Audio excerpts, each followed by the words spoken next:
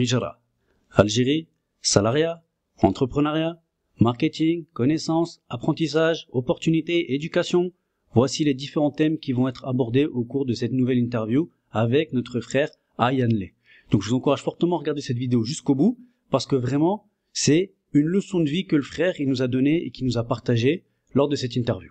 Vous savez déjà, mais je vous le dis quand même, abonnez-vous, laissez-nous des commentaires, dites-nous si vous avez aimé et si vous n'avez pas aimé, dites-le nous aussi en commentaire, on prend toutes les critiques sont les bienvenues. Et maintenant que c'est dit, place à l'interview. Salam alaikum wa rahmatullah. Wa alaykoum assalam wa rahmatullahi wa barakatuh. Comment tu vas, akhi? Ça va, alhamdulillah, et toi? Alhamdulillah, jazakallah khairan, barakallahu fik. Écoute, Akhi, c'est un plaisir de te recevoir ici dans nos discussions d'entrepreneurs, que tu as un parcours assez spécial et je suis sûr qu'on va en tirer plein de profits.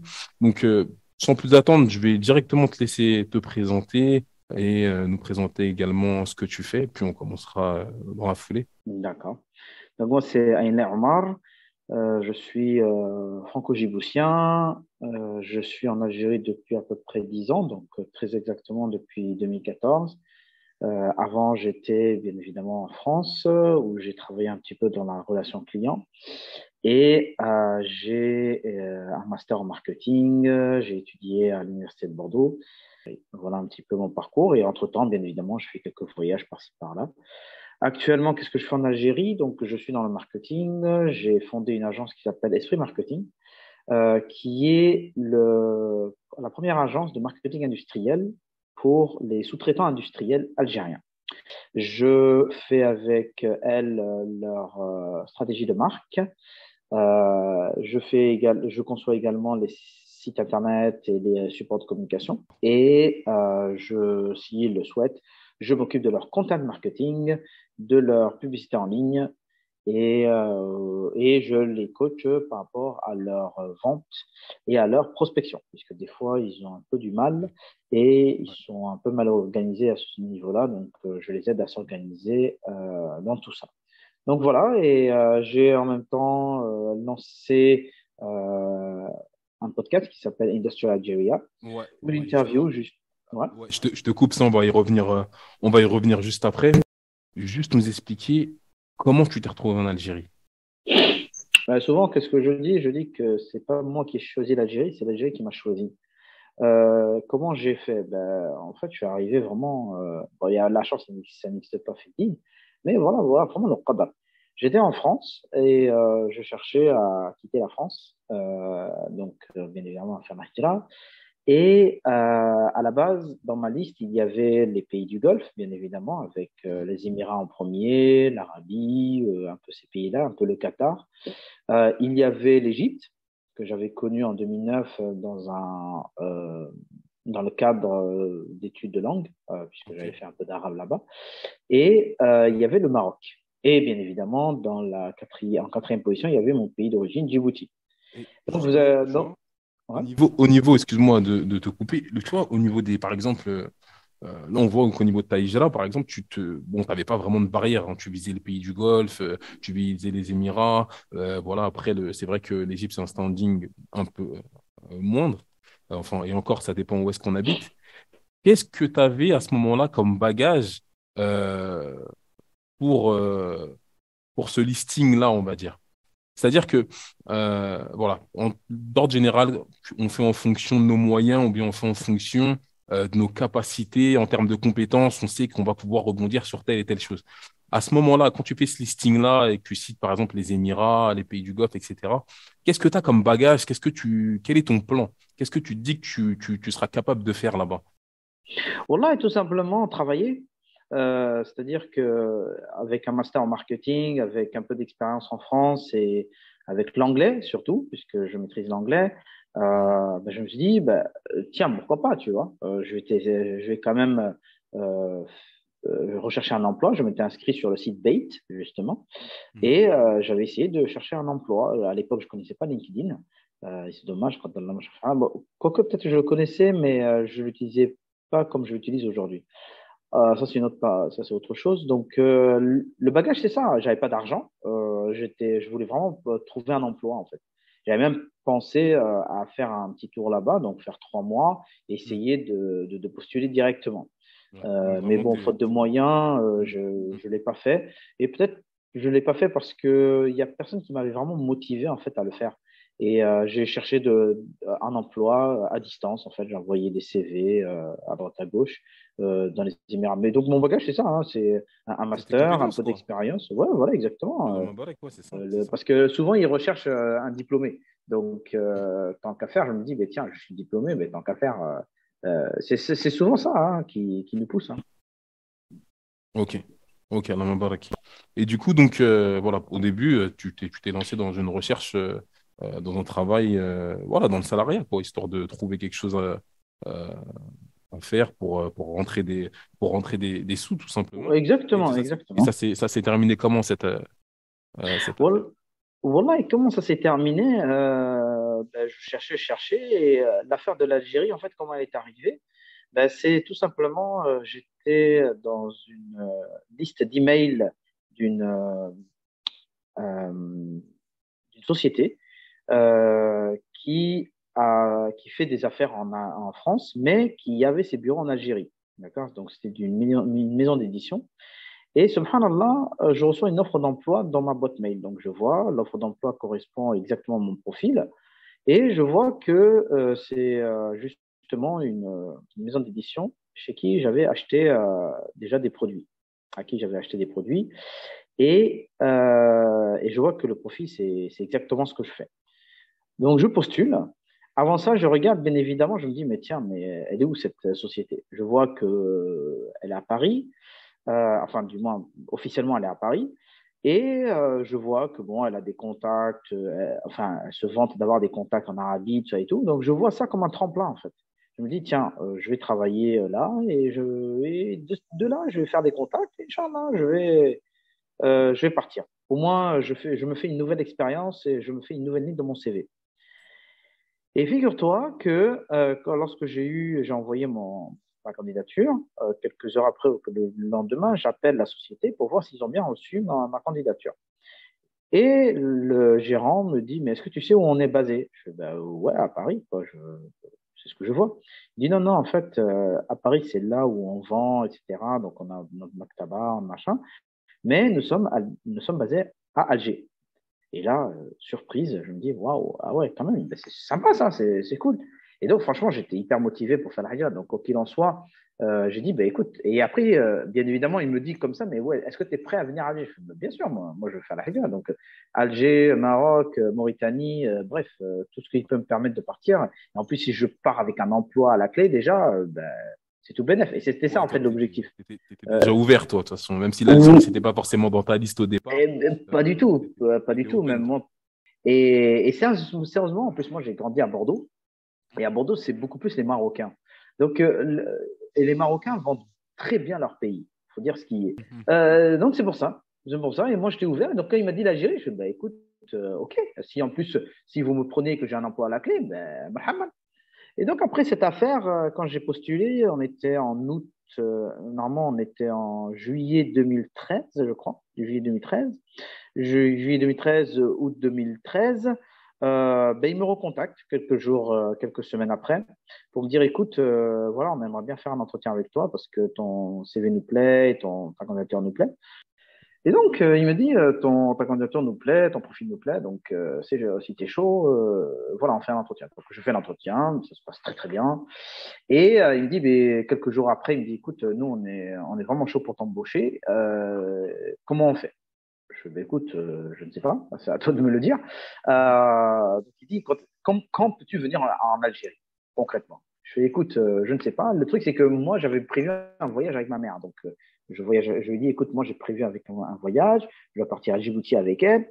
Donc, je dois partir non, je crois qu'on avait fait un voyage fin septembre, octobre.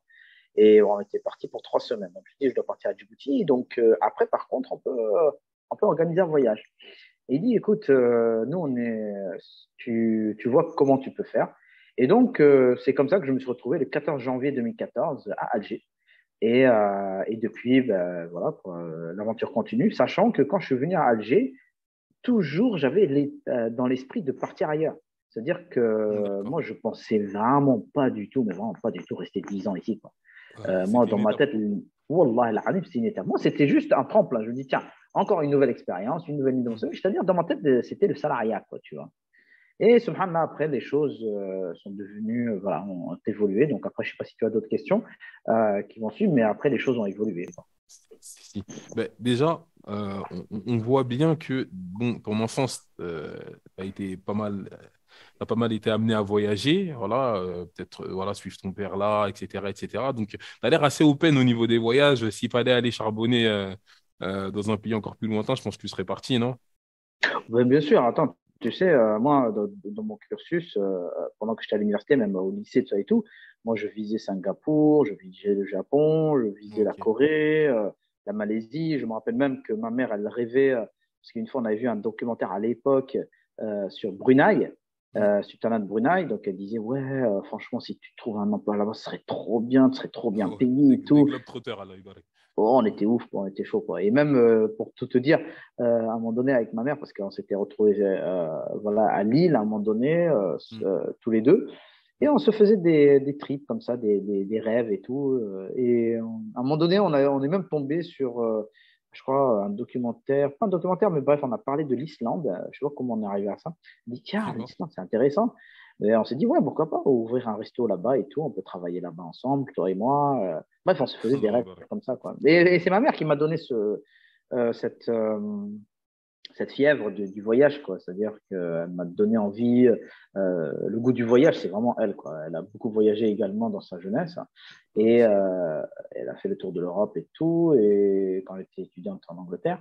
Et forcément, en fait, ça ouvre des horizons, tu vois. Ouais, ça t'a Entre-temps, donné des gènes de voyageurs. ouais, voilà, voilà. Franchement, j'avais aucun problème, quoi. La Malaisie aussi, c'était un truc que je visais aussi, hein, à un moment donné. Hmm, hmm. Mais tu vois, parce que moi, voilà, j'ai eu l'opportunité d'écouter ton podcast sur lequel on va revenir ultérieurement. Et à un Mhm. moment donné, euh, je vais te laisser raconter, mais voilà, l'aventure s'arrête avec la société qui vient de t'embaucher. Et ce moment-là, là, c'est un moment qui m'intéresse vachement. C'est-à-dire que tu es sur place et voilà, quoi. Tout d'un coup, tu n'as plus rien. Et moi, ce que j'aurais voulu savoir, c'est voilà, quels sont les critères sur lesquels tu t'es basé pour te dire, bah, autant rester là, en fait. Wallah, akhi, j'avais même pas de critères. Hein, sincèrement, hein, parce que voilà, ici, dans ton podcast, on parle aussi de Hijra, etc. Donc, on Mm, va développer un peu ce sujet. Regarde, moi je suis arrivé dans la Nia de faire la Hijra, j'ai travaillé et effectivement 9 mois après, l'aventure s'arrête avec la maison d'édition mm, pour des raisons voilà personnelles. On n'était pas d'accord sur pas mal de points. mm. Ensuite, il y a aussi des promesses qui n'avaient pas été tenues. Donc en fait, il y a plein de choses qui ont fait que voilà, j'ai voulu y couper court et c'est moi-même qui suis parti. Ok. Donc j'arrête et là, effectivement, comme tu dis, là on se retrouve, je crois, en novembre 2014. Là, j'ai plus rien. C'est-à-dire, je ne sais pas quoi faire. Alhamdulillah, ce qui se passe, c'est qu'entre-temps, j'avais quelques petites sociétés comme ça qui m'ont contacté pour du freelance. Une petite société qui s'appelle Bitsmag, qui m'avait demandé un peu de freelance. Ok. Comment ça s'est fait ce contact? En fait, c'était un gars du quartier, en fait, et donc il a su que j'étais dans le marketing. Il avait Ok. besoin de rédaction, de copywriting et de rédaction marketing. Et donc je lui ai dit pourquoi pas, je te le fais. D'ailleurs, le site est toujours en ligne, tu pourras aller le Mm. voir. Bixmag, ils font dans la health tech, c'est-à-dire ils font des solutions de gestion pour les cliniques et les hôpitaux et pas les pharmacies, les laboratoires, Ok. d'accord, Ah ouais, pas d'analyse. mal. Ouais. Et donc, non, franchement, c'était une startup. C'était vraiment une startup et c'était ma première expérience avec une startup d'ailleurs. Ils étaient dans un garage, un peu un peu comme Microsoft. Ils étaient Ouais. dans un garage. Wallah l'azim, c'était vraiment ça, quoi. Oh, ils dormaient par terre et tout. C'était vraiment sympa. D'ailleurs, s'ils écoutent ce podcast, peut-être que je vais lui envoyer le lien du podcast. Et donc, c'est comme ça que ça s'est fait. Mais bon, eux, c'était vraiment un truc rapide, quoi, tu vois. Mais c'est là où je commence à rentrer un petit peu dans le marché algérien. Après, Mm. quand j'arrête, alhamdulillah, je me retrouve il y a quelques opportunités qui me viennent, dont la société Purepox. La société Purepox, elle fait dans production et la commercialisation de peinture ici en Algérie. Et c'est par le biais d'un muhadjir qui avait un magasin de peinture, ils vendaient leurs produits. Il dit, tiens, voilà, si vous avez besoin d'un marketeur, je connais un là qui a arrêté le travail chez son ancienne société. Si vous êtes chaud, voilà, je peux faire un entretien. Donc, je fais l'entretien avec le boss, qui s'appelle Mohamed Foudi. Et écoute, ça lui plaît, il voit qu'on peut lui apporter quelque chose. J'étais avec un ancien collègue d'ailleurs à l'entretien. Et finalement, moi, j'accepte de son offre et je lui dis, bah, écoute, bismillah, on commence, tu vois. Et on travaille comme ça. Donc vraiment du freelancing, mais moi je voyais ça véritablement encore une fois comme une expérience. Et pour reprendre ta question, j'avais pas de critères en fait. C'est-à-dire que regarde, tu te retrouves sans emploi, t'as pas beaucoup d'argent, tu as deux solutions en fait. Soit tu restes et tu travailles, soit ben, tu repars en France, d'accord? Sachant qu'entre-temps, j'essayais aussi d'envoyer des CV encore à droite à gauche, Ok, ouais. encore une fois aux Émirats, toujours dans l'optique de partir. Vraiment, m'installer, faire de l'entrepreneuriat ici, c'était vraiment pas du tout dans mon truc, quoi. Mm. Mais après, le truc de l'entrepreneuriat, en fait, a eu lieu quand c'était plutôt fin 2015, en fait. Donc, tu vois, mon parcours donc, de septembre-octobre 2014 jusqu'à à peu près février-mars 2015, Mhm. je me retrouve à faire un peu de freelancing avec cette société Fox. Je fais des petites actions à droite à gauche et je donne. Non, je donnais pas des cours d'anglais à cette époque-là. Voilà, je donnais. Si, je donnais des cours d'anglais, mais dans un institut qui avait été ouvert par un muhadjir, d'accord, qui m'avait demandé de Ok. gérer son truc. Donc là, par contre, cette période-là, elle a été difficile parce que j'ai tellement charbonné que je dormais pas la nuit, je passais énormément de temps à l'institut puisqu'il me demandait de gérer l'institut en même temps. Donc des fois, en fait, je faisais du fajr jusqu'à minuit, quoi. Des fois, je dormais pas. Je dormais 1 heure au bureau dans l'institut pour préparer justement les travaux de marketing de ma société. Donc, de la société cliente. Donc, j'avais deux emplois en même temps. Donc, je Ok. gérais, je donnais des cours. Et franchement, c'était la galère. Et donc, c'est ça, en fait. C'est-à-dire que j'ai dû charbonner pour. Je me rappelle, avait dit à ma femme, ben, on est ici, ben, tant qu'à faire, autant charbonner, qu'on n'a pas grand-chose à faire. Bah, Et donc, c'est ce que c'est j'ai sûr. fait. Ouais, ouais. Et là, février ou mars à peu près 2014, 2015, là, encore une fois, tout s'arrête. La société cliente me dit, écoute, parce qu'en fait, j'étais pas tout à fait en règle encore, c'est-à-dire il fallait que je règle mes papiers, la IRAMA n'était pas encore prête, je devais faire des allers-retours encore une fois pour faire du visa, c'était pas facile. Et la société me dit, écoute, on va en arrêter là momentanément, le temps que tu fasses en sorte que tes papiers soient prêts et que tout soit tout à fait légal de ton côté, et on reprendra avec toi. Mais forcément, tu as compris que c'est un coup dur. Je fais, ben, khalas, je comprends. Surtout qu'à l'époque, j'avais du mal aussi à suivre le rythme parce que donc je gérais l'école, je faisais des cours d'anglais, je faisais du marketing, je devais préparer des dossiers et des rapports. Et en même temps, il fallait que je m'occupe de la partie administrative. Franchement, j'étais mais Ouais. vraiment claqué, j'étais vraiment épuisé. Et donc ça s'arrête. En même temps, ben, il y a l'école qui s'arrête quasiment au même moment. Et là, alors là, je me retrouve sur la paille, j'ai plus rien. Et là, plusieurs mois comme ça, j'ai vraiment plus de revenus, quoi. Et je suis à Alger, dans un pays étranger. J'ai une Iqama, mais voilà, c'est toujours une Iqama que je renouvelle tous les 3 mois. Ok. Et qu'est-ce qui se passe? Et là, en plus, on a plus d'argent. Alhamdulillah, qu'Allah subhanahu wa ta'ala nous a ouvert des portes à droite à gauche où on recevait de l'aide. Mais wallah, c'était la galère. Et là, je me rappelle très bien, on était dans notre petit F1 ou F2 aménagé, je ne sais pas comment on peut appeler, bref, un garage aménagé. Ouais. Et là, je dis à ma femme, écoute, on a deux solutions en fait. On a quoi comme solution? C'est soit on reste ici et on serre les dents et on continue, soit on repart en France, quoi. Parce que là c'est chaud, ou sinon je vais aller travailler en France. Qu'est-ce que je fais? Ben Et voilà, alhamdulillah, c'est là. là, tu Oui, marques je te coupe rapidement, c'est super intéressant ce que tu es en train de me dire. Parce que justement, je pose souvent cette question-là. c'est comment est perçu tout ça par ta famille, en fait, tu vois, parce que toi, Ah, c'est ben encore différent. justement, C'est toi qui as les juste, compétences, c'est toi qui sais ce que tu es capable de faire, c'est toi qui sais, par exemple, si tu as un objectif, tu vas être plus à même à serrer les dents. Comment ça, c'est ressenti par la famille et comment toi, tu gères ça? Wallah, akhi, c'est très difficile. Mais, et c'est là où Allah subhanahu wa ta'ala, quand il te veut du bien, Wallah, akhi, tu le vois dans ces moments-là. Qu'est-ce qui s'est passé? C'est là où ma femme a été véritablement un pilier de cette hijra et a été véritablement génial. Qu'est-ce qu'elle a dit? Elle a dit, écoute, moi j'ai fait la hijra, sachant qu'elle est convertie et tout ça et tout. Hein. Elle n'a rien à voir avec l'Algérie non plus, elle n'a rien à voir avec Djibouti non plus. C'est une Mm, convertie, elle ne connaît pas les pays musulmans, voilà. Mais elle a dit, écoute, moi j'ai fait la hijra, moi j'ai dit, tiens, je reste ici. Et on reste ici. Et là, je fais, écoute, tu sais quoi? Allez, on fait comme ça, on serre les dents. Et subhanallah, ça a été une période qui a été pour moi aussi, d'un point de vue digne, d'un point de vue spirituel, vraiment énorme, tu vois. Ça m'a apporté énormément de choses parce que j'étais sans emploi. Alhamdulillah, je m'adonnais beaucoup à la ibada mm, et je lisais aussi. Et il y a un livre aussi qui m'avait beaucoup marqué à cette époque. C'était les explications des noms et les attributs d'Allah subhanahu wa ta'ala, tu vois.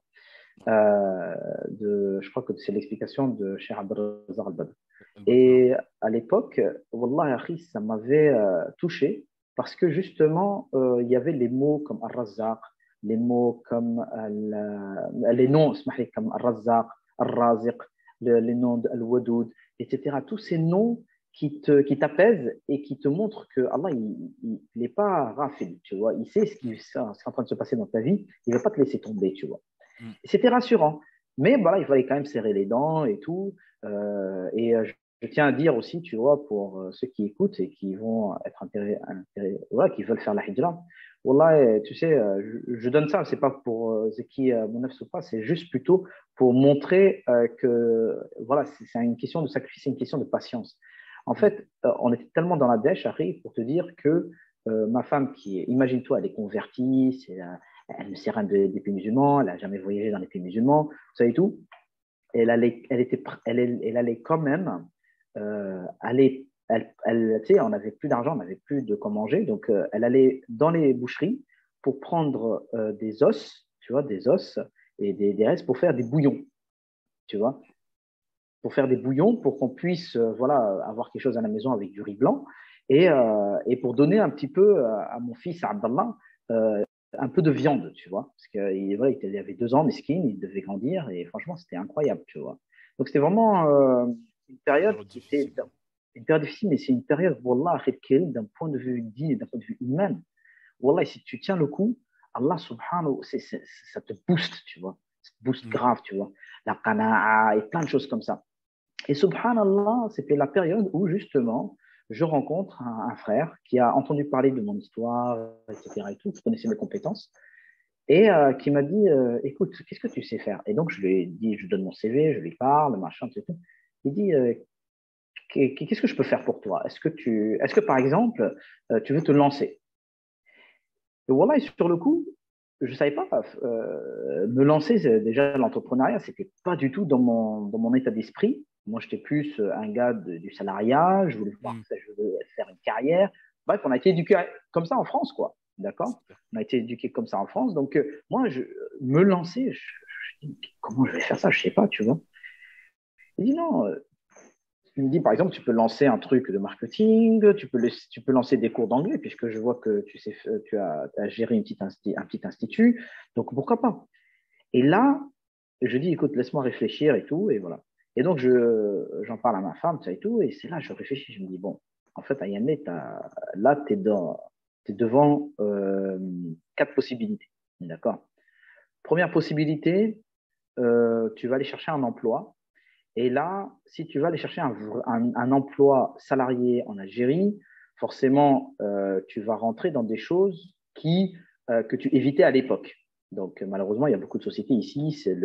Voilà, il y a la mixité encore.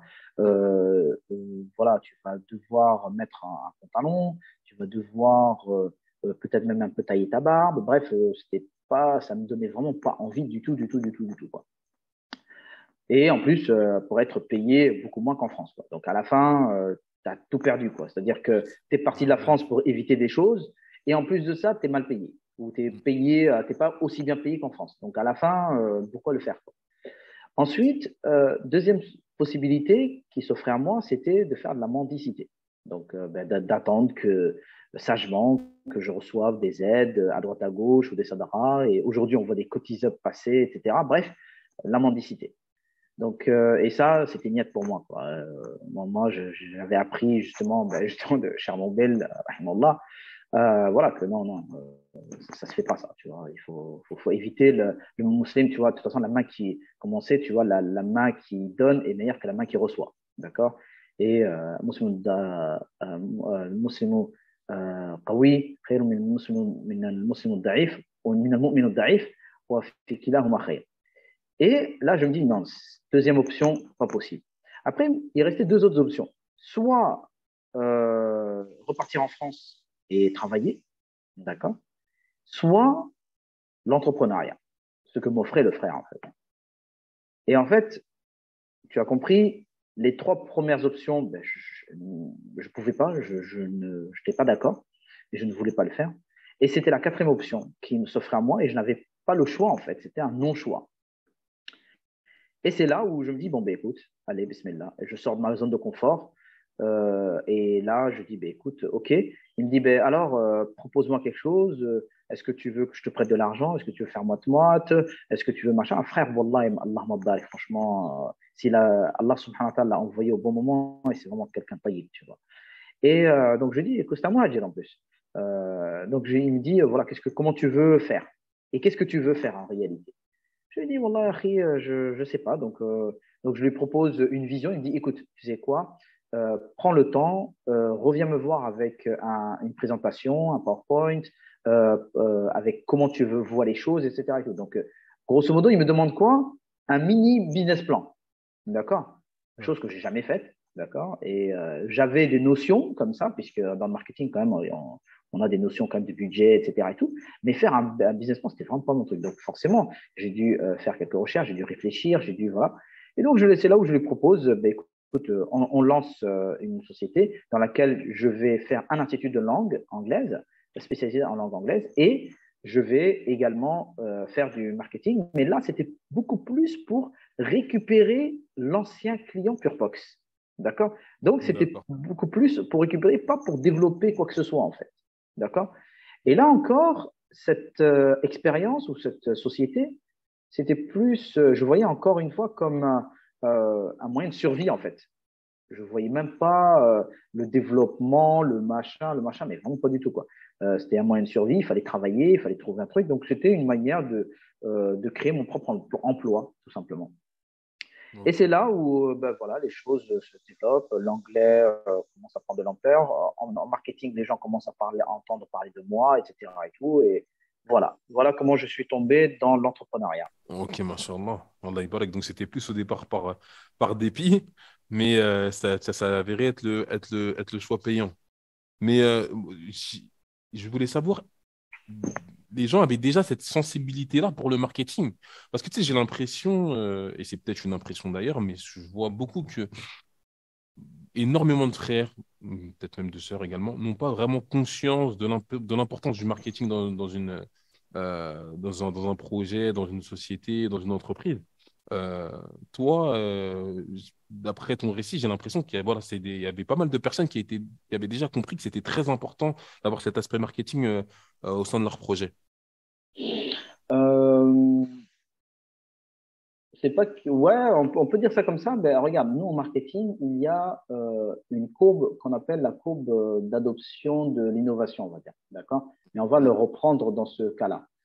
Et dans cette courbe-là, il distingue cinq profils ou cinq groupes de personnes, d'accord, de personnes, de clients ou de prospects, voilà. Et donc, dans ces groupes-là, il y a au tout début de cette courbe ce qu'on appelle les early adopters. Les early adopters, ce sont ceux qui adoptent une innovation, une technique, une discipline avant tout le monde, d'accord? Et après, il y a pas les early adopters, il y avait un autre groupe, mais je ne me rappelle plus. Bref. Et donc, ces personnes qui m'ont contacté, si tu veux, moi, je les mettrais dans ces groupes-là, dans ces deux premiers groupes. C'est-à-dire des gens euh, qui veulent innover, qui veulent se différencier, qui veulent adopter quelque chose avant les autres, etc. Donc en Algérie, je te dirais franchement, ça fait pas si longtemps, et même en France d'ailleurs, et voilà, que on se rend compte que le marketing, là, ça fait, on va dire, les 3 dernières années depuis le Covid, qu'on se rend compte que le marketing, et en particulier le marketing digital, peut apporter gros, d'accord. Et c'est là où ils commencent à apprendre ce que c'est que le marketing. Certains sont sur Twitter, certains vont sur YouTube, etc. Donc, le Covid a permis aux personnes d'ouvrir les yeux. Ils n'avaient pas d'autre choix que d'aller sur YouTube. Et donc, ils ont passé leur temps à regarder plein de vidéos, dont des vidéos de marketing.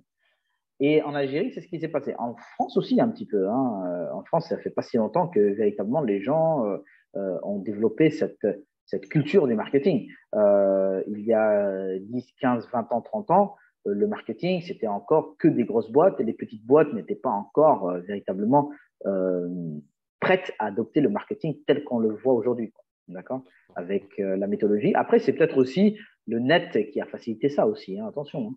Le net a beaucoup facilité les choses, a réduit beaucoup les coûts. Donc, c'est pour ça qu'aujourd'hui, beaucoup de petites sociétés peuvent se permettre de faire du marketing aussi.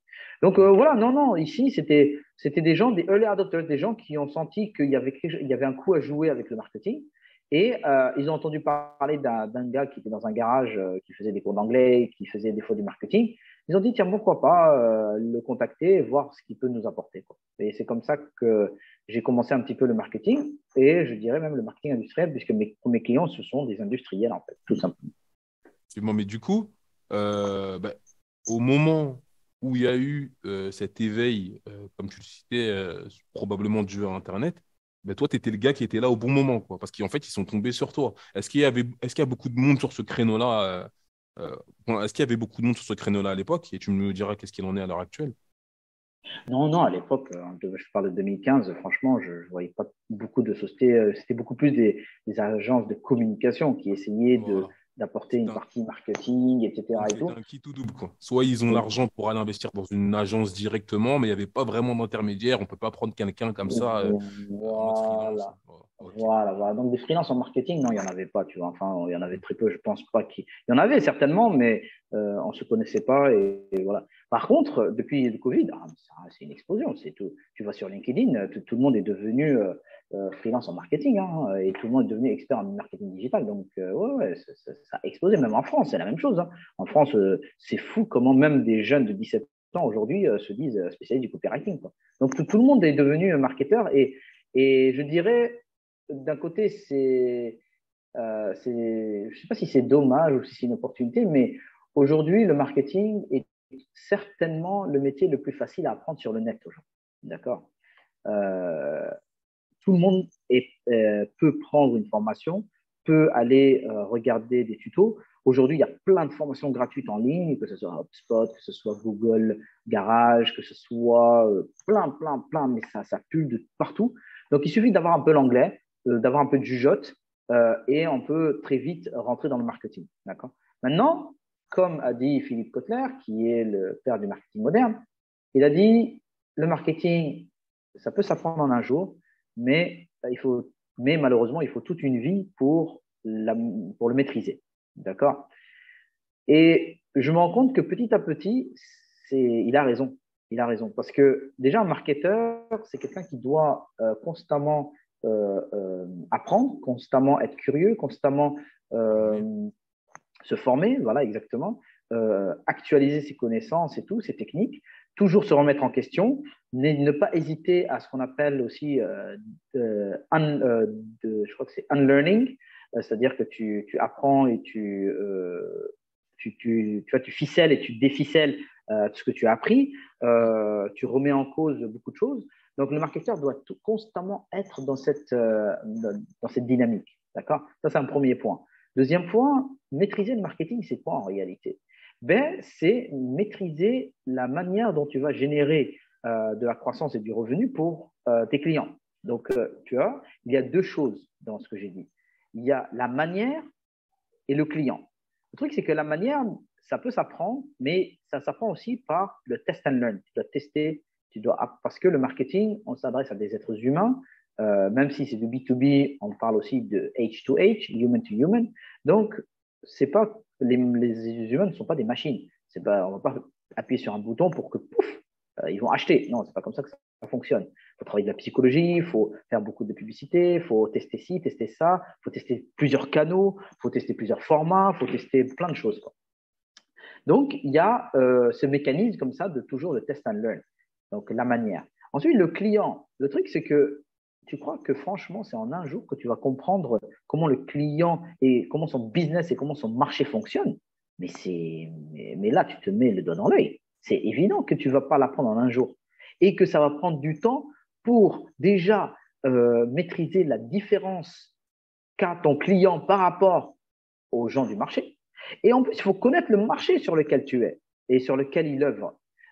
Et ça, ben, je vais te dire, très peu de marketeurs ont cet esprit marketing, justement. C'est-à-dire que là où, c'est pour ça que j'ai appelé d'ailleurs mon agence Esprit Marketing. L'esprit marketing, c'est pas seulement juste savoir utiliser Canva et savoir utiliser Facebook Ads. Non, c'est pas ça, avoir l'esprit marketing. Tout d'abord, c'est déjà un mindset. C'est d'abord, voilà, toujours mettre le client au centre, c'est sûr, mais c'est surtout toute une démarche, d'accord, ou de toujours d'amélioration continue et où tu veux toujours être en contact avec le marché et toujours connaître qu'est-ce qui se passe dans le marché. Parler à des clients, parler aux dirigeants de l'entreprise, parler aux gens. Donc, il y a aussi ce travail de chef d'orchestre en tant que marketeur. Là, aujourd'hui, à l'heure où je te parle, je travaille avec une société où je dois effectivement orchestrer le marketing de la société. Et donc, ça donne quoi? Ça donne que je dois en même temps planifier, donner des recommandations, rédiger, et en même temps, je dois gérer, on va dire, pas des conflits d'intérêts, mais des quiproquos ou des malentendus. Parce que un dirigeant, qu'est-ce qu'il a? Il a une problématique managériale. Les commerciaux, par exemple, ont une problématique vente, une problématique même, je dirais, de commission. D'accord? Et tu as le financier qui a une problématique de coût. Tu as de l'autre côté le producteur qui a une problématique de production. Et toi, tu es au centre où tu dois orchestrer tout ça pour faire en sorte que tout le monde y trouve son compte. Le coordinateur, quoi. Le coordinateur, et tu dois être la voix du client au sein de l'entreprise. D'accord? Et le voie de la croissance, toujours essayer de trouver. Par exemple, là, aujourd'hui, on a une problématique pour le client, c'est OK, est-ce qu'on doit faire un choix? Est-ce qu'on privilégie la visibilité parce qu'on doit faire un certain nombre de supports, etc. Ou est-ce qu'on doit privilégier sur ce support physique la solidité pour que justement le distributeur, lui, puisse manœuvrer ce support, ce présentoir à droite, à gauche. D'accord? Tu vois, c'est-à-dire que tu vois cette problématique. Donc, il faut réfléchir, il faut collecter des données, faut aller chercher de l'information et il faut venir aussi avec des éléments factuels. Donc, tu vois, cet esprit marketing, ça se développe avec le temps. Et Ouais, non, tu développes des compétences ou des soft skills, ce qu'on appelle des aptitudes, etc. et tout, qui ne sont pas finalement données à tout le monde.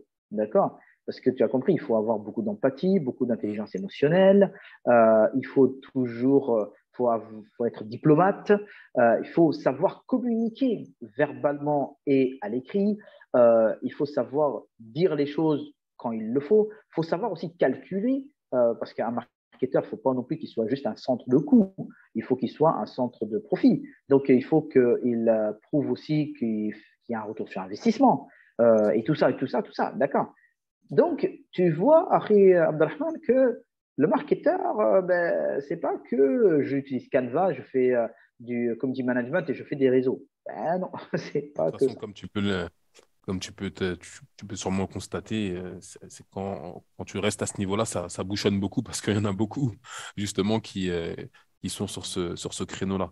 Moi, ce que je voulais te demander, du coup, c'est toi, quelle est ta stratégie aujourd'hui? Comment tu fais pour acquérir de nouveaux clients? Comment tu mets en place tout ça pour pouvoir avoir renouvelé ta clientèle? Ou bien est-ce que tu es sur une stratégie d'accompagnement sur la durée, donc tu as peu de clients, mais tu vas rester avec eux très longtemps, ou est-ce que voilà, il faut que tu fasses régulièrement de nouveaux clients pour renouveler ton portefeuille? Ben écoute, en 2023, là, je suis en train de revoir justement ma stratégie et certainement que ça va être un modèle hybride. Un modèle où effectivement j'aurai des clients comme par exemple le client dont je t'ai parlé là, avec lequel je suis actuellement. Ça va certainement être du long terme. Donc là, je me positionne comme si tu veux un responsable marketing à temps partiel, d'accord, ou à temps partagé, je dirais. C'est beaucoup mieux. Donc oui, j'aurai cette casquette de responsable marketing ou de directeur marketing, etc., ou de copilote marketing à temps partagé. D'accord. Donc, ça veut dire quoi? J'aurai certainement deux, trois clients, et c'est d'ailleurs le cas, pour qui je vais faire du marketing et ils auront des problématiques différentes. D'accord. Certains auront des problématiques d'acquisition, d'autres auront des problématiques de fidélisation, d'autres auront des problématiques d'expansion géographique. Bref, c'est plein de problématiques comme ça. Et d'ailleurs, ça aussi, c'est le travail du marketeur de toujours comprendre la problématique et d'apporter des solutions adéquates. Il y a ça là. Mais il y a aussi du one-shot. C'est-à-dire que voilà, j'ai un projet, là, une société me contacte, une société industrielle en particulier en Algérie, pour revoir son image de marque et lui créer des supports de communication valorisant, voilà, comment je l'appelle, le triple V, donc valorisant, vendeur et visible. D'accord. Donc, valorisant, c'est quoi? Donc, on va utiliser le design, on va utiliser les designs graphiques, les mots, le web design. Vendeur, ben, c'est le copywriting. D'accord. Et visible, on va travailler sur le SEO. Donc, il y a des sociétés qui vont me contacter pour ça, qui vont me contacter aussi pour refaire leur brochure, pour encore le rendre valorisant et vendeur, Ça va être une etc. presta bien définie, Voilà. ponctuelle. Donc, il y aura Et voilà. exactement, il y aura ça. Maintenant, pour répondre à ta question, comment je fais pour avoir de nouveaux clients? Quelle est ma stratégie? Bon, déjà, premièrement, moi, je suis dans une stratégie de niche. Moi, j'ai décidé d'être le marketeur en Algérie des sous-traitants industriels algériens.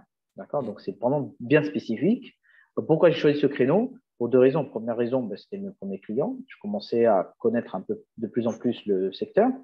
Deuxième chose, c'est parce qu'en fait, je me suis rendu compte que c'était eux qui avaient vraiment besoin, en fait. Massaking, vu qu'ils sont dans le technique, ben la partie marketing, c'est pas vraiment leur fort, tu vois.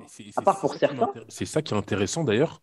C'est la question que je me suis posée quand j'ai vu dans quel secteur tu t'étais niché.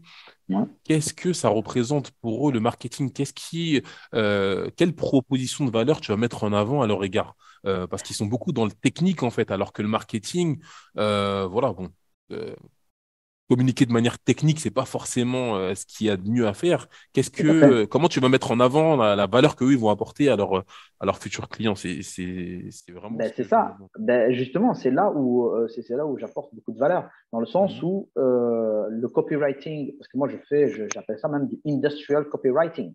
J'appelle Mhm. ça aussi du industrial content writing, d'accord? Donc aujourd'hui, ou content strategist. Donc aujourd'hui, ces gens-là ont besoin de quelqu'un qui puisse les aider à valoriser et à vendre leurs solutions industrielles par les mots. D'accord. Exactement. Eux, ils ont que des mots techniques. D'accord.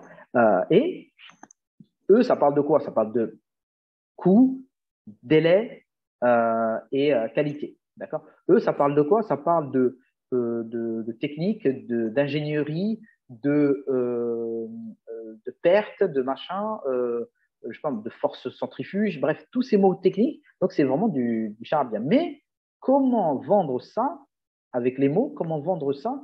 Ça, ils ne savent pas le faire.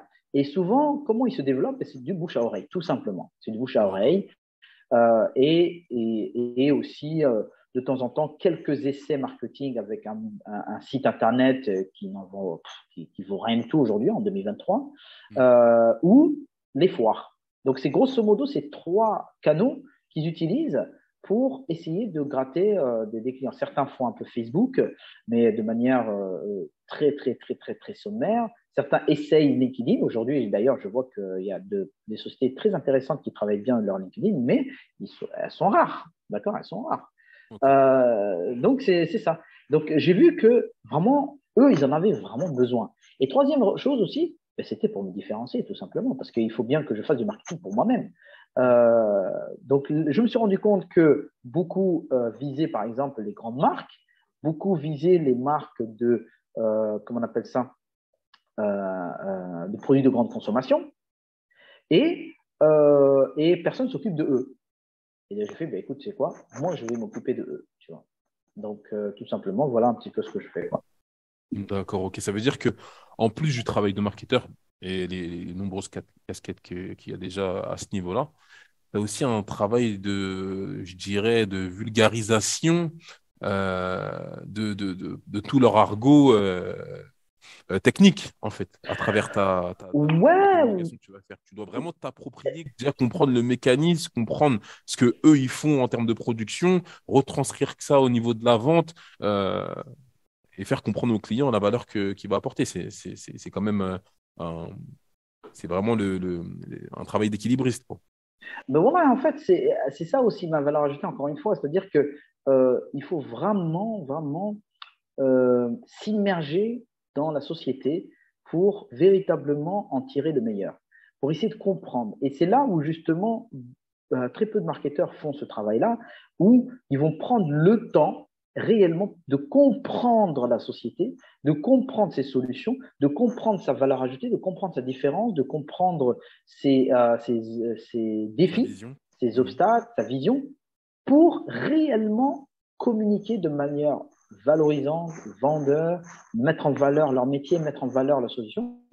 Voilà, parce que c'est ça, c'est en connaissant bien la société et son marché que tu vas pouvoir bien positionner la société dans sa communication. Ouais, Et ça, oui, effectivement, c'est une faïda en or, ça. Je le souligne parce que qu'on travaille avec une société ou qu'on travaille avec un particulier, vraiment prendre le besoin dans son intégralité, le projet, la vision, c'est ce qui fait énormément la différence entre les marketeurs. Ça, c'est clair et net. Ouais. non, ça fait la différence. Après, malheureusement, encore une fois, je reviens à la toute première question que tu avais. Est-ce que les gens se rendent compte de la faïda du marketing? C'est là où beaucoup de clients, même je dirais, me disent, bon, alors quand est-ce qu'on passe à l'action, quoi? Autrement dit, ils me disent, oui, mais là, tu prends beaucoup de temps à nous poser des questions, à en savoir plus sur notre marché, à en savoir plus sur notre différence, sur notre historique, parce que moi, je fais un audit aussi marketing. Mais quand est-ce qu'on passe à l'action, quoi? D'accord? Ben ouais, mais le truc, c'est que après, bizarrement, parce que je résiste, je dis, mais t'inquiète, on va y arriver, tu sais, et tout, donc je donne des garanties que ça va venir, tu sais, et tout. Mais qu'est-ce qui se passe? En fait, le résultat, quand ils voient comment après je navigue de manière très aisée dans son entreprise, dans tout ce qui, et qu'ils voient que véritablement je maîtrise son métier d'un point de vue marketing et que véritablement j'ai vraiment touché en plein dans le mille, là, il dit ah ouais, ok, donc je vois que véritablement il a vraiment pigé mon truc. Et moi, il y a des clients qui m'ont dit, qui me disent voilà, ce qui me plaît chez toi, c'est que tu vas vraiment en profondeur et tu comprends vraiment mes besoins, tu vois. Parce que en marketing, nous on voit qu'il y a les besoins exprimés, les besoins réels, les besoins Besoin latents. caché. Mhm. Latents, bien sûr. Il y a des choses qui ne sont pas exprimées et qui ont du mal à exprimer. Et moi, mon travail aussi, c'est de tirer les verres du nez, d'essayer de comprendre. Et c'est par les questions, c'est par le questionnement quand tu vas avoir ça. Mais qui a la patience de le faire? Qui a la pertinence de le faire? Qui a les questions les plus pertinentes, etc., etc. Et bien, c'est là aussi qu'il y a une différence entre les marketeurs, tu vois. C'est clair. Et Donc, aujourd'hui, voilà. quel est ton canal d'acquisition? Comment ils entendent parler de toi? Comme tu dis, il y a des sociétés qui te contactent. Alors, tu as cité le bouche à oreille. Bon, ça t'a suivi, je pense, depuis le début de ta carrière. Mais Mhm. c'est le seul moyen par lequel on arrive à toi, ou bien aujourd'hui, c'est quoi ton canal d'acquisition? Non, aujourd'hui, on vient à moi par le bouche à oreille toujours, bien évidemment. Mais là, je suis en train de beaucoup, beaucoup travailler LinkedIn. Là, ça fait 3 ans, je dirais, où je suis sur LinkedIn, où je suis en train de me faire, essayer de me faire connaître. Et là, voilà, je me suis positionné vraiment comme le marketeur industriel pour les sous-traitants industriels algériens. D'accord? Tu peux nous dire un peu quel. C'est vrai que c'est un canal de communication sur lequel je ne communique pas. Je connais pas du tout le potentiel que ça a. Au contraire, même, je, je sous-estimais jusqu'à ce que tu m'en parles. Quels sont les avantages qu'apporte LinkedIn par rapport par rapport à un autre canal de communication, par exemple. Par rapport aux mails que tu peux faire, des mails quotidiens, ou par rapport à YouTube, ou par rapport à Insta. Bon, pour les mails, déjà, il faut les récupérer. Déjà, ça, c'est une première problématique, d'ailleurs, qui s'ouvre à toi. Maintenant, LinkedIn, ce qui est bien, c'est que tu peux taper directement dans tes prospects avec le nom. C'est-à-dire que tu peux aller taper dans le dirigeant, dans la personne qui va prendre la décision, etc. et tout, puisque c'est nominatif. D'accord? Les profils sont nominatifs. C'est pas des alias, c'est pas voilà, des surnoms, etc. et tout. C'est des prénoms et des noms. C'est des vraies personnes. Ça, c'est un premier point. Deuxième point, c'est professionnel. Donc, quand tu vas venir sur LinkedIn, tu vas voir que les gens, ils parlent de manière professionnelle. On n'est ni sur Instagram, ni sur Facebook, ni machin. Même si de temps en temps, malheureusement, certains voilà, déraillent, mais ça reste professionnel. Et après, voilà, le plus important, c'est que c'est nominatif. Donc, les gens, tu peux atteindre des directeurs généraux via LinkedIn. Tu peux atteindre des directeurs financiers par LinkedIn. Et alors que tu vas sur Facebook, qui te dit que c'est un directeur financier? Donc, c'est vrai que c'est vraiment très En termes B2B. de ciblage, déjà, c'est Voilà. déjà plus En direct. termes de ciblage, c'est beaucoup plus direct. Donc, vraiment, LinkedIn, c'est vraiment le B2B par excellence. Tu vois, c'est vraiment le canal qu'il faut être pour faire vraiment du B2B. Et là, c'est là où je me fais connaître, où tu peux travailler sur ton personal branding aussi. Ça, c'est très important. C'est-à-dire que là, pour les gens qui savent écrire, tu peux vraiment faire des choses incroyables sur LinkedIn, d'accord? En termes de personal branding. Surtout que le profil, tu peux vraiment bien l'enrichir. Parce que tu vas mettre ta biographie, tu vas mettre ton expérience, tu vas mettre ton éducation, tu vas mettre tes recommandations clients, tu vas mettre quand même un cover avec un titre. Franchement, c'est en termes de personal branding, je crois qu'il y a que d'un point de vue professionnel, voilà, d'un point de vue corporate, je dirais, je crois qu'il y a que deux, il y a LinkedIn et Twitter. Les autres, Instagram, machin, on est obligé de travailler sur de lifestyle, etc., avec des photos de soi. Par exemple, LinkedIn, tu n'es pas obligé de faire des selfies. D'accord? C'est ce que tu vas écrire qui va avoir plus d'impact. D'accord? D'accord. Ok. Et quelques vidéos de temps en temps, mais ce que tu vas dire a plus d'impact. Et non pas tes selfies, ton lifestyle, où tu es, des séances d'inspiration, machin, quoi, tu vois. Ce que tu Ok, vois sur d'accord. Instagram, quoi. Très direct. Très, très direct. Je vois ce que tu veux dire. Du coup, bah, j'ai cru que tu allais me citer parmi les choses qui te permettent d'avoir de nouveaux clients, le podcast. Bon, ça peut être le cas, mais du coup, c'est Oui, quelque c'est chose le. que t'as pas mis en place dans ce but-là. Enfin, c'était peut-être pas le but premier, du coup. Hmm, il y avait un double objectif, bien évidemment. Un premier objectif, c'était de renforcer mon image de marque en tant que marketeur industriel. D'accord? C'est-à-dire, moi, je suis au service de la croissance des industriels. Donc, pour cela, faire un podcast où j'interviewe et je donne la voix à des sous-traitants industriels avait du sens. D'accord? Donc, ça, c'est un premier point. Donc, c'est l'image de marque.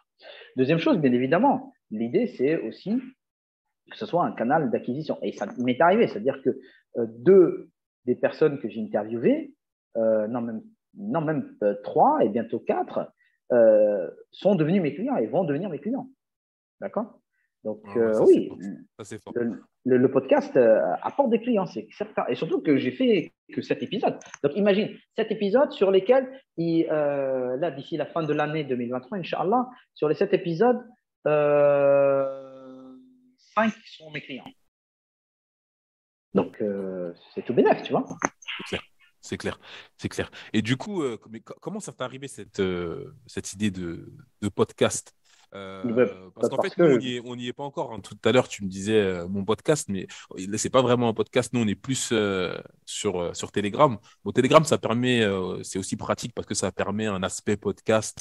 Tu peux faire des audios assez longs qui vont se lire automatiquement. Tu vois, ça va passer d'un audio à l'autre dès que le précédent est terminé. Donc, il y a un effet pratique. On n'est pas encore sur le podcast, mais toi, comment t'es arrivé à dire, vas-y, je vais lancer un podcast? voilà, parce que je consommais du podcast, tout simplement. J'ai consommé du podcast, je trouvais ça incroyable. Après, il y a aussi les marketeurs qui eux-mêmes aussi faisaient plein de podcasts. J'ai dit, tiens, voilà. Maintenant, bien évidemment, il fallait que je trouve un créneau. j'allais pas faire un énième podcast sur le marketing. Et franchement, tu sais quoi, il y a des gens qui étaient bien meilleurs que moi aux États-Unis, en France et tout. Donc, je vois pas ce que j'aurais pu apporter. Un truc pour le marketing en Algérie, bof, j'en voyais vraiment pas l'intérêt parce que eux-mêmes, c'est même pas sûr qu'ils aillent sur ce podcast-là pour l'écouter. Ils vont plutôt aller chercher justement chez les Américains et les Français, ce qui est tout à fait logique. Et c'est là où je me dis, mais non, moi je suis un marketeur industriel, je travaille pour les industriels. Les industriels, on ne sait pas trop de choses sur eux et sur leurs problématiques, leurs difficultés, leurs obstacles, leurs challenges, etc. Et j'ai écouté aussi des podcasts justement un peu biographiques comme ça, c'est-à-dire où ils interviewaient des gens pour avoir leur parcours, etc. C'est comme ça, et je me suis dit, tiens, ben, tant qu'à faire un truc comme ça, où j'en parle. Et alhamdoulilah, aujourd'hui, vraiment, la marque Industrial Algeria commence à prendre de l'ampleur au point où, Abdelrahman, par exemple, moi, je suis allé dans un salon industriel, un salon, voilà, un salon ici. Ben, les gens m'ont reconnu parce que c'est moi Industrial Algeria. Et par exemple, ils connaissaient pas le nom de ma boîte, Esprit Marketing. Ils connaissaient pas mon nom et mon prénom. Mais par contre, quand je leur ai dit, vous avez entendu parler d'Industrial Algeria? Ils me disent, ah ouais, j'ai déjà vu ce logo et tout. Ouais. Et c'est moi. Je dis, ah ouais, ah mais franchement, tu fais un truc trop bien, l'armobalek, machin, tout ça et tout. Non, Franchement, je confirme. continue. Franchement, je Et, confirme, je et, confirme. et subhanallah, cette marque, vraiment, elle prend du poids, quoi. Et Allah Mubarak, alhamdulillah, c'est tawfiq min Allah. Et subhanallah, j'étais parti comme ça, moi, tu vois. Franchement, wafakak Allah, parce que franchement, je trouve ça fort. Le podcast, je le trouve très, très fort, très, très lourd. J'incite toute personne qui a l'occasion d'aller en écouter Industriel Algeria. Franchement, c'est lourd. Parce qu'au départ, tu te dis, bon, t'as vu, moi, je suis pas dans l'industrie, je vois pas ce que je vais aller, je vois pas ce que je vais aller prendre comme info là-bas, tu vois. Mais voilà, pour préparer un peu l'interview, pour suivre un peu ce que tu faisais, bah, je suis parti dessus. C'est bourré de fawaïd en fait. C'est Ouais, bourré de fawaïd. c'est Et bourré de c'est fawaïd, tout à fait. incroyable comment, en fait, faut noter. En temps normal, j'écoute les podcasts en faisant du sport, comme un peu tout le monde, en marchant, etc. Mais celui-là, c'est vraiment, c'est un dars. Parce que Voilà, non, tout à fait, tout à fait. le mot qui revient souvent, c'est le mot vision en fait. Et tu vois que les industriels, et peut-être que c'est ce qui nous manque à pas mal de personnes qui sont dans le marketing ou dans l'entrepreneuriat, ou je sais pas si c'est lié à la jeunesse ou lié à... Mais j'arrive pas à me projeter aussi loin qu'eux, avoir des projets aussi, de l'ambition, aussi, une ambition aussi lointaine en fait. Ils voient vraiment loin, ils veulent vraiment... ils veulent tout prendre en fait. Tu vois, on n'en est plus au gars qui veut monter son petit business pour s'en sortir. Non, non, les gens ils veulent développer un pays. Un de tes invités qui disait que voilà, être indépendant, c'est un acte patriotique qui fait bosser des gens. Et il était content de former des jeunes. Ça y est, on est dans un autre level là. Donc franchement, en plus c'est des gens mûrs que t'interviews. Donc vraiment, ça fait vraiment réfléchir en fait. Tu vois, c'est incroyable. Non, non, mais c'est ça, c'est beaucoup de bruit de fawaïd, et surtout, déjà, tu vois que l'Algérie, il y a des choses à faire, ça c'est un premier point, mais surtout, tu vois des gens qui sont, comme tu as dit, motivés, qui font leur maximum pour développer leurs affaires, et surtout que normalement, tu vois, c'est des gens qui ont le niveau d'aller travailler au Canada, aux États-Unis, en France, en Allemagne, etc. Mais non, Largement, ils ont ça, décidé de rester en Algérie, de développer contre vents et marées, et ça, ce n'était pas facile. Et ce qui est bien aussi, c'est que vraiment, c'est des masterclass d'entrepreneuriat industriel en Algérie. Les gars, ils te disent les difficultés par lesquelles ils sont passés, et des fois, tu te dis, waouh, ouais, purée, quand même, il a fait ça, le gars, quoi, tu vois. Et moi, j'en apprends beaucoup. Et c'est pour ça que aussi, le podcast, quand tu fais ce genre de podcast, il faut y aller de manière humble, tu vois. mhm. Dans le sens où tu te dis, bon, ben, je vais partir, je vais interviewer, certainement, j'ai des choses à apprendre. Et moi, franchement, j'en ai appris tellement, tu peux même pas l'imaginer. Non, mais ça se voit il y a à profiter. Franchement, je les ai pas encore tous écoutés, mais là, j'en suis à trois et c'est vraiment, vraiment hyper intéressant. Encore une fois, j'ai cité. J'incite à aller s'abonner, à aller écouter les podcasts parce qu'il y a vraiment beaucoup d'intérêt en termes d'entrepreneuriat, même en termes de salariat. Et il y a une question d'ailleurs que je voulais te poser, une question que vous aviez commencé à soulever avec l'un de tes invités. Il disait que il faut pas s'entêter dans ce clivage qu'on entend souvent entre le salariat et l'entrepreneuriat. Qu'est-ce que tu penses de ça Ouais, aujourd'hui? tout à fait. Justement, j'en avais fait un post carrément sur LinkedIn où effectivement, j'ai bien aimé, c'était justement Mahidine Medjen, où il disait que lui, il est passé salarié, entrepreneur. Vraiment, il y avait aucune barrière. C'est-à-dire, tu sais, je sais pas, on est arrivé à une époque où effectivement, on veut cloisonner les gens dans un truc. Soit tu es entrepreneur, soit tu es salarié. Non, là, il n'y a pas très longtemps, d'ailleurs, j'ai vu un marketeur qui Mhm. étaient dans une belle boîte en croissance, mais finalement, ils ont pris le chiffon avec leurs associés, ses associés, et il est reparti au salariat pendant un an, une bonne année et demie, et là, il est reparti à l'entrepreneuriat. Pourquoi? Parce que Mhm. le salariat a ses avantages, et l'un de ses avantages, c'est quoi? C'est ben, tu as beaucoup moins de soucis, tu es focus que sur ton cœur de métier, c'est-à-dire le marketing, au lieu de penser voilà, à l'administratif, au recrutement, machin, machin, machin. Mhm. Et il y a aussi, je ne vais pas dire, il y a un certain confort, c'est-à-dire une certaine stabilité. C'est pas toi qui dois payer des charges, c'est pas toi qui dois. On te paye ton salaire, c'est-à-dire que tu as ton salaire qui vient tous les mois. D'accord. Donc c'est sûr et certain qu'en tant que salarié, ça a du bon. Et moi, je l'ai toujours dit. Et moi, franchement, si j'avais eu l'occasion d'avoir un super travail salarié et à côté faire un side business, franchement, c'était le must quoi, pour moi. Tu vois. Mais ça s'est fait autrement. L'entrepreneuriat a ses avantages aussi. C'est-à-dire que tu as beaucoup plus de marge de manœuvre, de flexibilité. Tu peux commencer à travailler quand tu veux, surtout quand tu es solopreneur, tu fais ce que tu veux, quoi, de ta life, tu vois. Mais et en plus, tu viens avec une vision. Si vraiment tu as une vision, une lointaine, etc., et tout, tu la construis seul. Tu n'as pas besoin de te battre avec ton propriétaire ou avec ton dirigeant pour qu'il accepte ta vision.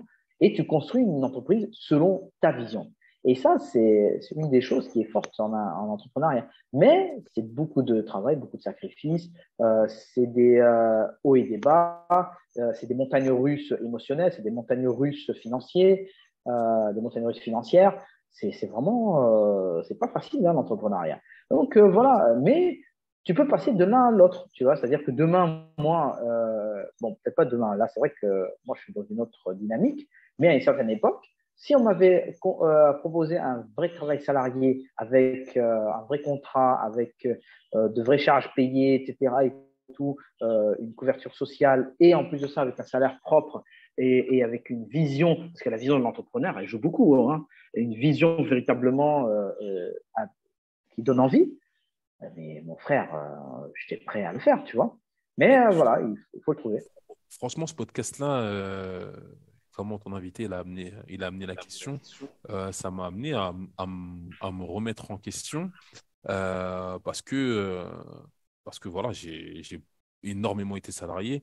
Mais maintenant, je me dis qu'en fait, bon, déjà, forcément, l'entrepreneur, il va avoir besoin de salariés, même si c'est du salariat déguisé, de prendre des freelances avec lesquels tu vas travailler pendant longtemps. Bon, voilà, c'est un peu du salariat déguisé, mais tout salarié a à sa tête un entrepreneur, déjà de base, tu vois.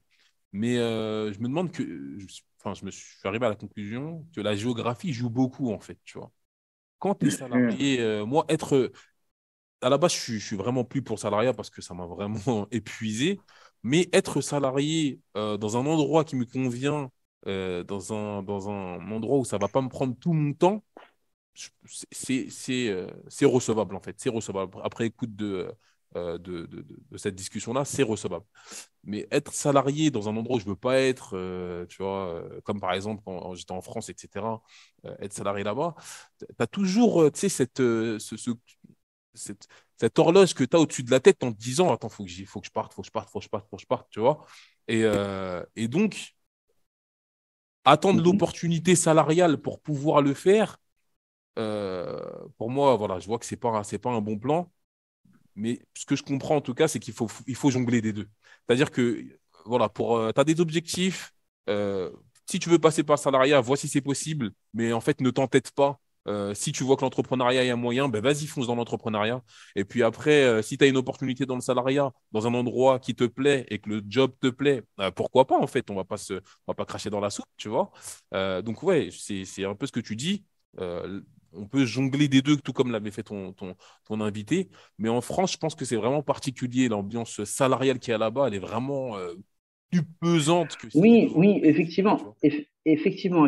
Je pense que c'est la France, en fait, qui fait que on Exactement. est dans, C'est ce que j'ai dans ce compris. cloisonnement salarié-entrepreneur. D'accord? Et en plus, tu as vu, c'est toujours la guerre entre les salariés et les entrepreneurs, avec les dirigeants. Tu as vu maintenant, il y a eu les grèves, etc. Et tout. C'est vraiment toujours dans cette. Il y a toujours ce bras de force. D'accord? Mm, mm. Vraiment, on est toujours dans ce pouvoir, dans ce jeu de pouvoir et tout. Et alors que dans d'autres pays, tu prends par exemple des pays, même comme l'Algérie, hein, tout simplement, Mm. comme l'Algérie, les gens, ils passent du salariat à l'entrepreneuriat, du salariat à l'entrepreneuriat sans aucun problème. Hein. Aujourd'hui, ben, il a testé ça, ben, écoute, ça n'a pas marché. Il trouve un emploi salarié, super. Ben, écoute, il est bien comme il est. Euh, Au bout de quelques années, il a fait son beurre, il a apporté de la valeur, il part, il fait autre chose. Bon, ouais, comme Mahidi. Et moi, ça m'a appris beaucoup de choses, effectivement. Et non, les frontières ne doivent pas être ça doit pas être, Ouais, comment on intéressant. appelle ça, cloisonné Oui, comme ça. Non, non, non, non, non. Ça doit faut être, avoir un ça tel. doit pas être imperméable. Voilà, il faut que on puisse passer de l'un à l'autre sans aucun En problème. fonction de la situation, en fonction de la situation, c'est clair. Après, Bien c'est vrai sûr, que quand tu bien as sûr. goûté à l'entrepreneuriat, ça doit être dur de retourner Ben, dans le salariat, mais en fonction de la maslahat de chacun, en vrai. et à fonction d'un massage, ça à chacun, comme tu as dit, Afrique. Qu'est-ce qui s'est passé, moi, à l'époque, quand j'étais chez Booking.com, justement dans le customer service, dans le service client à distance, moi, il y avait une dame qui était une superviseuse, justement, qui était assez vieille, hein, qui avait une cinquantaine d'années, un peu plus. Et ben, elle venait de sortir de 14 ans d'entrepreneuriat. Elle avait lancé son business en ligne, etc. et tout. Et ben, c'était plus ou moins épuisant. Et à la fin, le truc commençait à voilà, excuse-moi du terme, à se casser un peu la gueule. Et à la fin, elle dit, ben, c'est quoi, je vais aller en entrepreneuriat, je vais aller faire du salariat ici. Le truc, c'est que les entrepreneurs, étant donné qu'ils ont développé énormément de compétences en tant qu'entrepreneurs et ils l'ont appris sur le tas et dans la douleur, forcément, les dirigeants et les sociétés valorisent ça énormément. Et tu apportes beaucoup de plus-value. D'accord? Certes, tu vas être quelqu'un qui va être un peu plus, pas dans l'opposition, mais je dirais qui est un peu plus un électron libre, qui a une autre manière de penser Qui et a qui va sa pas propre vision. forcément, qui a sa propre vision et qui va pas forcément rentrer dans le moule. Mm. Mais si tu es quelqu'un qui peut s'adapter, tu peux apporter en tant qu'entrepreneur beaucoup de valeur. Parce que tu as appris à être autonome, tu as appris à créer des résultats, d'accord, avant autre chose. Tu as appris à avoir un mindset de battant, d'accord. Donc, beaucoup de choses que, à la fin, lorsque tu vas rentrer en entreprise, tu vas apporter un boost, d'accord. Tu vas apporter un boost dans une société où les gens ont été habitués à juste attendre leur salaire, à travailler le minimum, à faire juste le minimum syndical et à voilà. C'est pas tout le monde, mais beaucoup en France, c'est ce qui se passe, d'accord? Parce qu'on est en CDI et donc à la fin, pourquoi je vais me casser la tête? Et à la fin, euh, c'est peut-être le salarié qui va gagner au prud'homme, quoi, d'accord? Donc c'est ça le problème, quoi aussi. C'est ça le Ouais, problème. ouais, c'est clair, c'est clair. Ok, bon, en tout cas, je te remercie, Jazakallah khair, Ayane. J'avais juste une dernière petite question à te poser pour la fin de cette discussion. Mhm. Bah, t'as cité que t'avais un fils. Si lui doit se lancer demain, il doit aller chercher son risque, comme ça va sûrement être le cas à un moment donné, qu'est-ce que tu lui conseillerais? Tu veux dire quoi? Comme métier ou comme, Comme comme conseil orientation, général?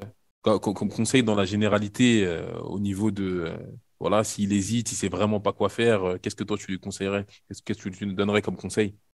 S'il devait se lancer. Ouais. Euh,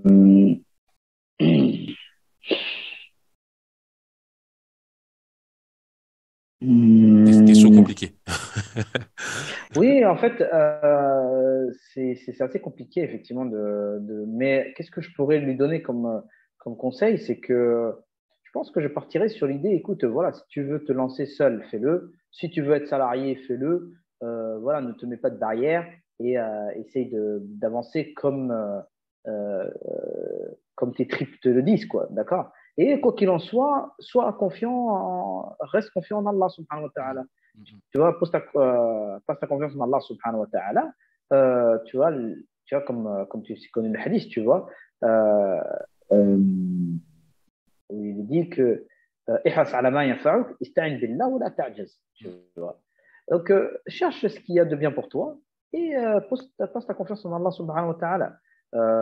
Avance, d'accord? Et moi, je travaille beaucoup plus, si tu veux, ce côté-là avec mon enfant. Je le vois souvent. C'est-à-dire que dans le futur, voilà, il se peut que papa ne soit pas là, soit qu'il décède, soit pour X ou Y raison, que tu partes ailleurs, mon fils. Mais le plus important, c'est quoi? C'est que awwalan wa akhiran, Allah est là. Donc, le plus important, c'est que tu te lies à Allah subhanahu wa ta'ala. Parce qu'aujourd'hui, moi, j'en serais jamais arrivé là si, justement, à ce moment précis dont je t'ai parlé dans le podcast, ma femme n'avait pas dit non, on reste et on serre les dents, tu vois, et on a confiance en Allah subhanahu wa ta'ala, et on va avancer, on va trouver quelque chose. Paris, si c'était pas ça, moi, j'en serais jamais arrivé là. D'accord? Donc, c'est ce que j'essaie d'enseigner à mon fils. C'est vraiment la chose la plus décisive, à mon avis, hein. Qu'il ait confiance au qadr, qu'il ait confiance en Allah subhanahu wa ta'ala, et c'est ça qui va le rendre courageux. D'accord? Après, les compétences, ça s'acquiert. Aujourd'hui, en particulier, je vois mon fils, il est en train d'apprendre à coder, il est en train d'apprendre à 10 ans à coder, à des jeux, des machins, il utilise Mubarak, ouais. Scratch et tout. Très Donc, précoce. on a, hein? Très précoce, Allah Mubarak. Ouais, mais le truc, c'est que, en fait, c'est même pas de la précocité à Red Kerim, c'est que aujourd'hui, en 2023, on est face à une jeunesse, à des enfants qui sont tellement digitalisés à Red Kerim que pour eux, la science et l'apprentissage se trouvent sur Internet. Qu'est-ce qu'il fait, mon fils? La première chose qu'il fait, c'est OK, je vais regarder un tuto. T'imagines? Lui, nous, des tutoriels, j'ai encore moi du mal à faire des tutoriels. T'imagines? Moi, j'ai près de 40 ans.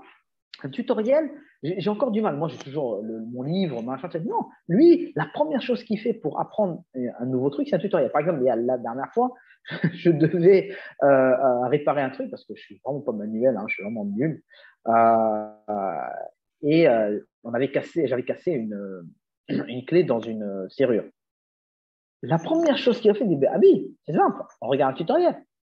Et sur le coup, en fait, c'est devenu automatique chez lui. Et là, je me dis, ah ouais, c'est vrai, t'as raison, je suis bête. Et je vais regarder le tutoriel pour regarder comment faire, tu vois. Donc, on est à l'ère où les enfants apprennent sur Internet. Donc, les compétences, il faut les acquérir d'une manière ou d'une autre. Moi, je dis même plus, aujourd'hui, tu peux être même médecin grâce à Internet. Aujourd'hui, Wallah, Akhed Kiri, tu n'as même pas besoin d'un médecin. Il suffit que tu sois suffisamment intelligent pour poser les bonnes questions à Google et bientôt à ChatGPT, hein, Effectivement. pour chercher tes symptômes, d'accord? Et après, tu trouves comment on appelle ça, pas le remède, mais le diagnostic, et ensuite le traitement. Halas, ça fait quoi? C'est ça la médecine en réalité. D'accord? C'est Donc, le fait d'avoir les connaissances, mais bon, apprendre avec des pincettes quand même, mais c'est vrai qu'il y a pas mal d'infos sur le net aujourd'hui. non, tout à fait, c'est clair et net. Mais c'est là où justement nous, en tant que parents, on doit filtrer, on doit les aider, on doit Exactement, les effectivement. orienter, voilà. Les compétences, voilà, ce qu'il doit développer, c'est vraiment la confiance en Allah subhanahu wa ta'ala. Parce que demain, wallah, akhi, tu peux passer du salariat à l'entrepreneuriat, tu peux passer de la pauvreté à la richesse, tu peux passer d'un pays à un autre, tu peux passer wallah, akhi, par plein de phases. Akhi, si c'est pas avec Allah subhanahu wa ta'ala, tu te tires une balle dans le crâne, quoi, tu C'est vois. clair. Jazakallah khairan. Jazakallah khairan. D'ailleurs, aujourd'hui, c'est, t'as fait de l'Algérie ta terre d'accueil, tu t'imagines plus bouger encore ailleurs comme tu t'imaginais avant. Ça y est, Ah, si, si, si, si, si, c'est si, si, toujours, t'as toujours cette envie. je, je, Ok. Ouais, j'aimerais bien. Moi, quoi qu'il en soit, il y a de fortes chances, bi'idhnillah, que je reparte à Djibouti, puisque c'est mon pays d'origine et que Mhm. j'ai la possibilité de m'installer euh, de manière pérenne. Et D'accord? Ce qui n'est vraiment, pas le cas ouais, pour l'Algérie. vraiment, ce que je salue et que ce que je trouve fou dans ton histoire, c'est que toi, t'as un peu, j'ai l'impression que tu as un peu le récit de nos parents, malgré que tu n'es pas de leur génération, tu vois, tu as un peu le récit de nos parents, c'est-à-dire que tu arrives dans un pays, même la langue, moi j'ai déjà été en Algérie, bon c'est vrai, j'ai pas été super longtemps, j'ai été une semaine, mais c'est pas tout le monde qui parle français, c'est-à-dire que tu as été dans un pays, limite, tu connais pas la langue, tu connais pas le truc, mais effectivement, je pense que le fait de t'être accroché à Allah, ça a bien facilité, quoi. Oui, oui, c'est sûr. Après, alhamdoulilah, on est quand même dans un pays francophone, donc tu peux t'en sortir et c'est une des facilités que, tu vois, je ne suis pas parti, par exemple, dans un pays. J'ai pas eu l'impression qu'ils étaient beaucoup à parler français, ou bien peut-être je me trompe, hein, je suis pas resté longtemps. Oui, voilà. En fait, non, non, tu trouves beaucoup de gens qui peuvent te Ok. comprendre si tu parles français, quoi. Non, non, non, c'est très francophone et c'est ça aussi qui m'a facilité, faut dire ce qui est, tu vois. Et après, il y a beaucoup de muhajir aussi, ça a facilité aussi, bien sûr. Ça marche. Bah écoute, au plaisir de te revoir dans une de nos discussions, voir un peu comment ça a évolué pour toi, voir si d'ici là, tu auras déménagé. En tout cas, Ouais, Allah, peut-être que je viendrai te voir en Égypte. ah, marhaban, marhaban, marhaban, akhi. Bon, là, maintenant, tu vas trouver le froid, là, si tu viens tout de suite. Donc, attends un petit peu. D'accord. OK. Mais avec grand, grand plaisir. Avec grand, grand plaisir. Barakallahu fik. Et qu'Allah te préserve et بإذن ta'ala, barakallah fik pour toutes ces fawaïd. فيك بارك الله جزاك الله خيرا ان شاء الله il n'y a pas de souci je suis à ta disposition